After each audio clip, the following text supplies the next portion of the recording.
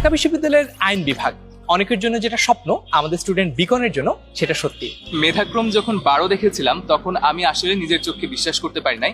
আমরা আজকে এসেছি বিকনের সাথে কথা বলতে, ওর কাছ থেকে টিপস এন্ড ট্রিক্স গুলো নিতে, যেগুলো ফলো করলে আমাদের অন্যান্য স্টুডেন্টরাও ঢাকা বিশ্ববিদ্যালয়ের আইন বিভাগের মতো এত চমৎকার সব ডিপার্টমেন্টে চান্স পেতে পারবে। আমি মনে করি টেনিন স্কুল যেভাবে আমাদেরকে প্রথম থেকে গাইডলাইন দিয়েছে, এটা একটা স্টুডেন্টের জন্য বি ইউনিটে চান্স পাওয়ার জন্য মোর দেন এনাফ।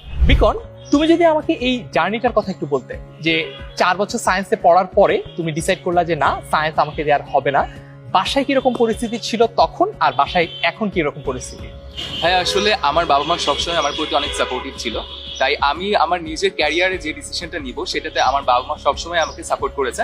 তবে সমাজের অবস্থাটা অনেকটা ভিন্ন ছিল, কারণ সবাই বলতো যে তুমি 4 বছর সায়েন্স পড়লা, এখন কেন আর্টসে যাবা। কারণ আমার অনেক আগে থেকে প্যাশন ছিল যে আমি আইন বিভাগে পড়াশোনা করব, এবং এটা এখন যেহেতু আইন বিভাগ পেয়েছি তাই